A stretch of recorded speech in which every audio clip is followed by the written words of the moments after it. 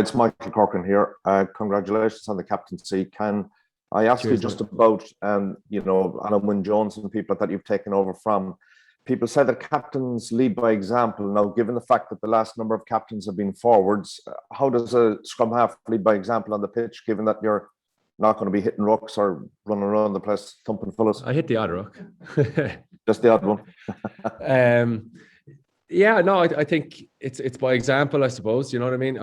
Being a scrum half, like we said a minute ago, having been around the forwards in their unit sessions, you do tend to spend a lot of time with them. So you do spend an even amount of time with backs and forwards. So I think nothing changes for me. Again, just remain the same. Keep trying to lead by example about what you do on the pitch, and you pick and choose your times to speak, and when you do speak, you make sure you've thought about it, and the message is really clear. So I think if you overthink it, it'll start to bother you a lot. I think the reason why I was selected, why Warren asked me is because of what he's seen out of me in the past, and I'd like to think I lead by example first and foremost, and that can't change. If anything, that kind of puts a bit more pressure on you to play well and be across your detail. If people are coming to you, wondering about the game plan or whatever, just to be really, really sharp on those things that you would be anyway. But obviously make doubly sure that you are now.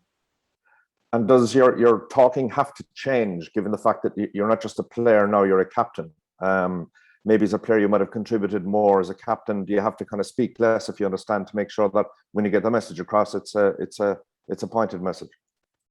I haven't overly thought about it, because I'd like to think when I do speak, it is thought through, and it's a serious point. I suppose nothing too drastic has to change. I think you try your best to remain yourself, and you've probably seen it before where captains probably feel under pressure to say things, and it probably gets diluted because they're talking quite a lot. So just if you're like when I'm a player, I think you really think about what you're going to say. If you have a point, you make sure you have a reason for talking, and it's clear and precise, because people are going to be listening to you. I don't think much has to change. You just got to make sure you've thought out what you're going to say.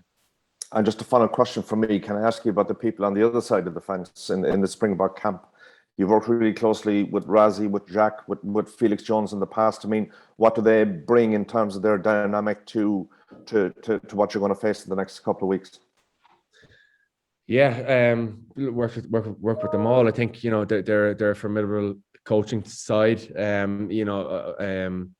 What they've done over the past couple of years with South Africa, obviously winning the World Cup, has been really impressive. I think from watching them in the World Cup and having played with Munster under them, there are similarities in what they were doing, what they were showing. So there'll be areas like that you have a little insight into, but everyone's doing analysis on each other. Everyone knows each other as well as they can. But if there's something that pops into my head that I remember about a certain way, Jacques or Razzie was wanting us to play with Munster, and we see it in the South African side, then that might be a little insight. But at the same time, with Felix there, he's a guy who's always thinking about different things, and you got to be prepared for surprises, and you don't always get what you expect when you run out into the pitch from the opposition. You have to be quite adaptable. So it's a bit of an insight, I suppose, having worked under them, but at the same time,